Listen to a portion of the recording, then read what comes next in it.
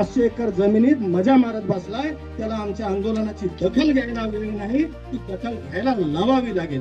तरी जमीन जरी तुम्ही घेतली तर आमच्या मनगटातली ताकद हिरावून घेऊ शकत नाही, ते लक्षात घ्या. गब्बर इज बॅक हा पिक्चर बघून घ्या. आजही आमच्या बरेच शेतकरी असे मला फोन येतात की राठी साहेब तुम्ही फक्त आदेश द्या आणि आम्ही आता लिस्ट तयार करतो. आणि लिस्ट अगोदर सगळ्यात अगोदर कुणाची करायची आपल्याला? समृद्धी महामार्गात ज्यांनी झक मारली त्यांची. तुम्ही इतक्यांचं काम केलं, काय केलं? उपकार केले. पगार कोणाच्या याच्यातून घेता? आमच्या पैशातून. मग त्या मुंडक्यावर पाय दे ना त्या कर्मचाऱ्यांच्या. हे सगळे इथून तिथून मिळालेले आहेत, ठरवलेलं आहे की काय करायचं नाही. आणि ज्यावेळेस करायचं ठरवलं तर महाराष्ट्रातील पोलीस कमी पडतील. हे काठी तुमच्याकडून चालू देऊ नका, हात आमच्याकडून उचलला जाणार आहे. पण लक्षात ठेवा,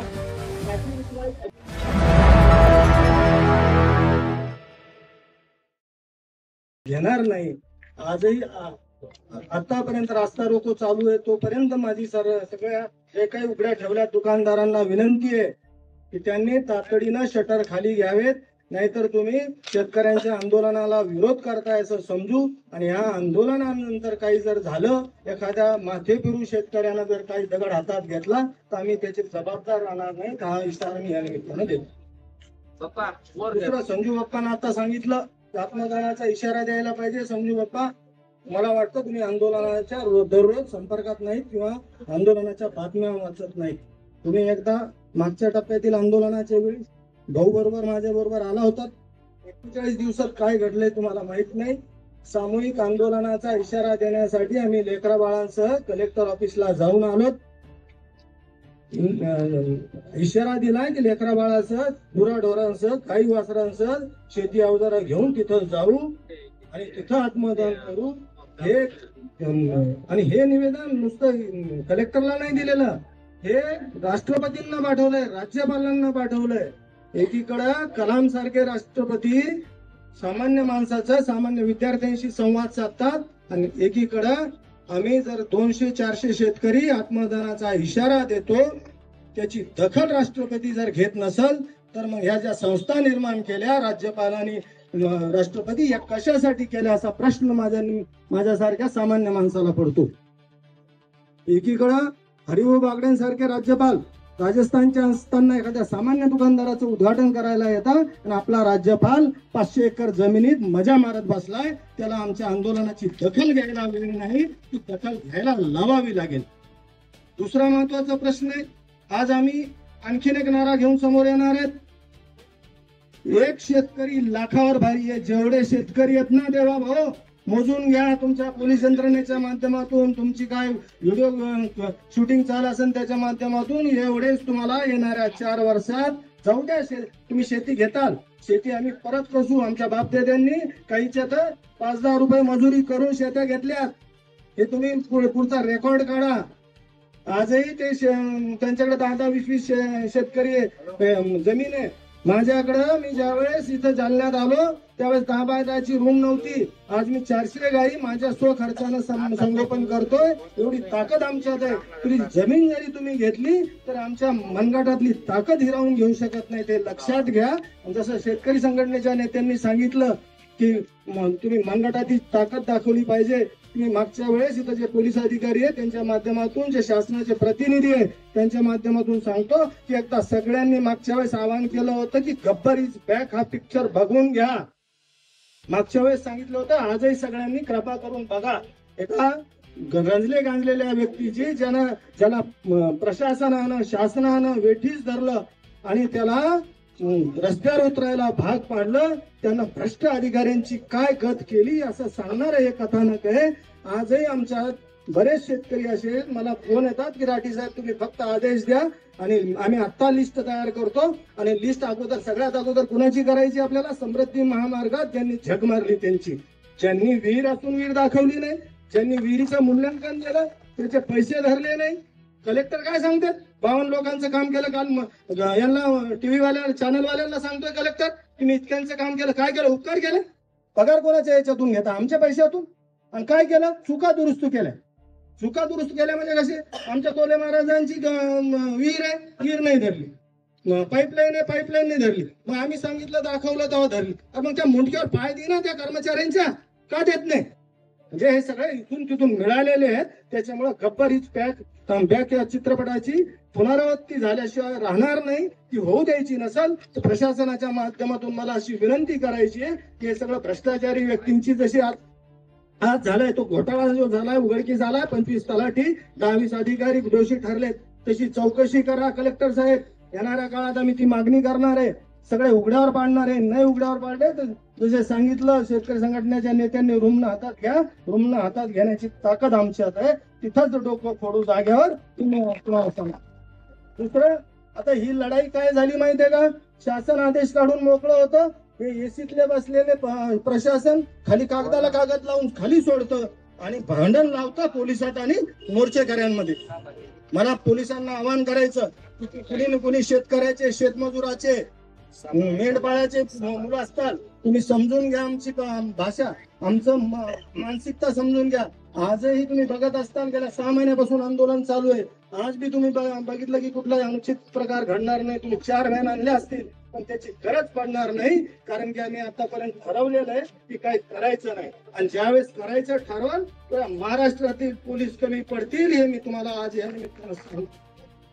दुसरं मी असा माणूस आहे तुम्हाला माहिती नसेल तुमचा 10, 20, 30चा जो याचा काय म्हणते त्याचा बढतीचा प्रश्न प्रलंबित आहे तो मी लावून धरलेला. दिलीप राठी माझ्याकडे त्या बातम्या आहेत. सातत्याने 2 वर्षाने लावून धरलाय. मला वाटतं 2 टप्प्याच्या ऑर्डर निघालेल्या आहेत. 1 टप्प्याची ऑर्डर बाकी आहे. यांच्या मुंडक्यावर पाय देऊन मी ती करून घेणार आहे. कारण की तुम्ही बी शेतकऱ्यांचे पुत्र आहात. त्यामुळे तुम्ही आम्ही बरोबर आहे. फक्त एक आहे काठी तुमच्याकडून चालू देऊ नका.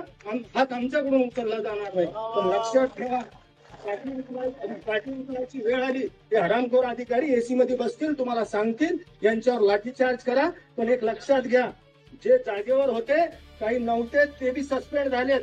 जो अधिकारी दोषी तुषार दोषी मला माहिती एकटा चांगला अधिकारी सगळ्या कर्मचाऱ्यांना सोबत घेऊन चालणारा पहिला जिल्ह्यात अधिकारी लाभला त्याला सस्पेंड केलं गेलं.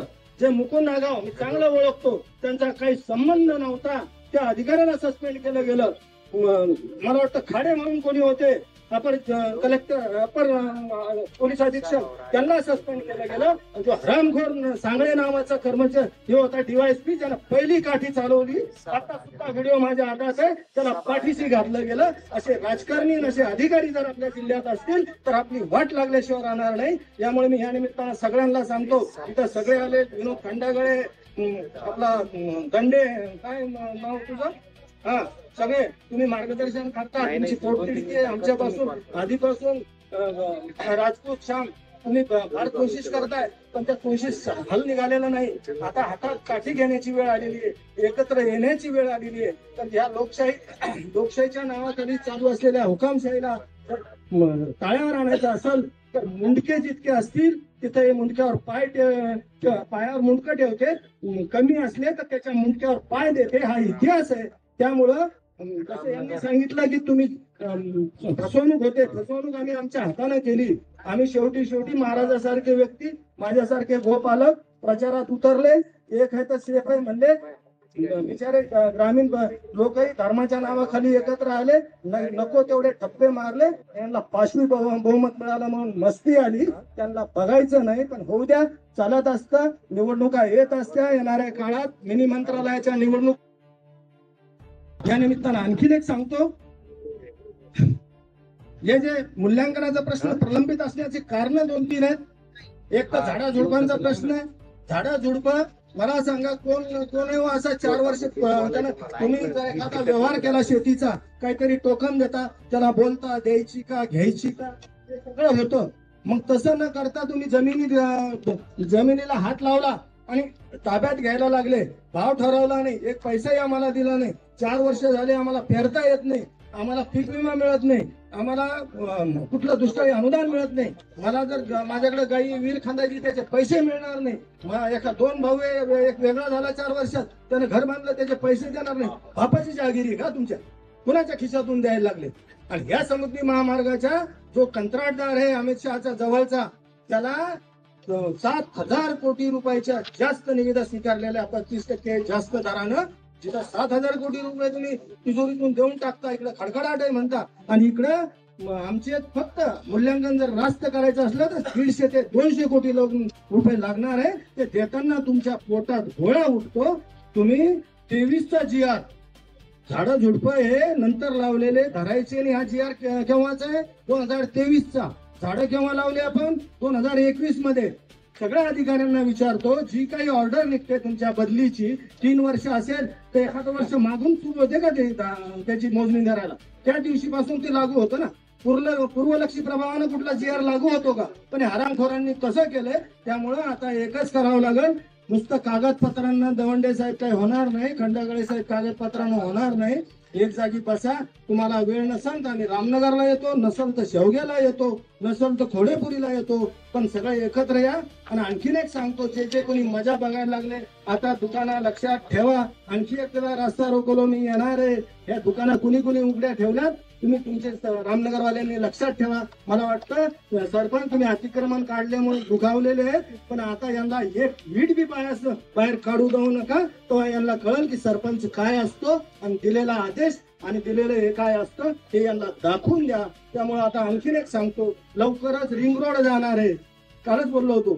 काय झालं, आम्ही जात्यात ते काही शेतकरी सुपात आहेत, जे माझ्या घराला आपली निघिली बरं झालं, तुझी बी जाणार आहे रिंग रोड मध्ये. त्याच्यानंतर ते कृषी संस्था स्थापन करण्यासाठी, आणखी सिटी स्थापन करण्यासाठी घेणार आहेत. येऊन झोपेत दगड टाकतील. त्याच्यापेक्षा सगळे या. आता तुम्ही या, नंतर आम्ही येऊ. आणखी गावकऱ्यांनाही सांगतो की आता आम्ही आत्मदानाचा इशारा दिलेला आहे. त्यावेळी कधी जाऊन आत्मदान करू सांगता येत नाही. आत्मदान करण्यापूर्वी एक जण 5 जणांचं मुंडकं मुरगळून आत्मदान करू हे पण सांगतो. पण एक लक्षात घ्या, काय होतं, एखादा वारल्यानंतर 4 जण जातात खांदा द्यायला, पण तो जो वारला त्या मुर्द्याला वाटत असतं की याच्यातला एक जरी सोबत आला असता मरण्यापूर्वी तर माझं निधन झालं नसतं. अशा पद्धतीनं आता याच्यातले 4-2 जर तुमच्या गावातल्यानं आत्मदान केलं तर मला वाटतं 2-4 दिवस मार्केट बंद ठेवताल, 3-4 मोर्चे काढताल, सांत्वन करायला एक गाडी येईल पांढऱ्या कपड्यावाल्यांची, रोज गर्दी होईल. पण आज कुणी येणार नाही. ती वेळ येऊ द्यायची नसेल तर मला वाटतं सगळ्यांनी उद्यापासून देवमूर्तीला या किंवा मला आदेश द्या. आणि माझं नेतृत्व बऱ्याच जणांना असं मला माहिती मिळालं की दिलीप राठी श्रेय घ्यायला लागले, पण तसं काही नाही. याच्यातला कुणीही शेतकऱ्यांनी पुढे व्हायचं, दिलीप राठी त्याचा कार्यकर्ता म्हणून काम करील. पण हे प्रश्न मार्गी लावल्याशिवाय तुम्ही मागे हटाल. मी ज्या वेळेस बोललोय, कलेक्टरला बोललो, ज्या मीटिंगला संजू बाप्पा बी होते त्यावेळेस सांगितलंय की माझं सगळ्यात शेवटी करा. मी असा माणूस आहे मुंडक्यावर पाय देऊन करून घेईल. माझं शेवटी करा. फाटक्या शेवटच्या माणसाचं होत नाही तोपर्यंत मी गप्प बसणार नाही. तुम्ही जरी रॉकेल अंगावर नाही घेतलं तर मी घेणार आहे, लक्षात ठेवा. पण मी 4-2 जणांच्या मुंडक्यावर पाय देऊन घेईल.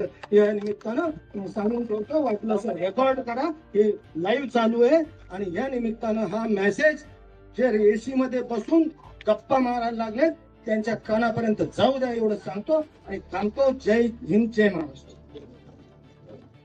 2 मिनिट मला हा किती मोहरे रणी झुंजले आरपोली प्राणाला, झुंज झुंजवणे आज उभवले. मला वाटतं हे सर्व जे वातावरण तयार झालं याला मूळ कारण आहे आपल्याला मान्यता द्यावं लागते. गेल्या 41 दिवसांमध्ये जे आंदोलन आपलं, बऱ्याच लोकांना असं माहित होतं की ते लोकांचं मत असं आहे की देवमूर्ती तुम्ही तिथे जाऊन काय करता याचा असते. हे वर्तमानपत्राचे पार्श्वभूमीचे संपादक आहे, ते कोणी शेतात जरी जाऊन बसले पण वर्तमानपत्र हे दररोज तुमच्या घरात येत असल्यामुळं हे आंदोलन जगात कुठेही वाहू द्या, पण प्रत्येकाच्या घरात जाण्याचं रात्रात त्यांचा मुलगा आणि ते स्वतः जागून वर्तमानपत्राच्या माध्यमातून हा जर संदेश आपल्या घर पोच त्यांनी मला असं वाटतं पोच केलेला आहे. हा संघर्ष राठी सरांनी इथं बसलेले. मला एक महत्वाचा प्रश्न करायचा, आपला बाप गेल्याच्या नंतर 3ऱ्या दिवशी फडकं स्वतः बांधलेले आणि जर आंदोलनात येऊन जर तिथं उपस्थिती देत असेल दररोज तर याच्यासारखं कोण करू शकतं. आणि म्हणून आम्ही निर्णय घेतलेला आहे. आता जे तुम्ही सर बोलले, आम्ही 100% श्रेय हा वाद कोणाचाच नाही. सर्वच शेतकऱ्यांचं कल्याण जर होत असेल एक मुखाने आम्ही तुमच्या पाठीमागे राहू. हा सर्व शेतकऱ्यांच्या वतीने मला असं वाटतं हा संदेश देतो आणि माझे 2 शब्द समाप्त.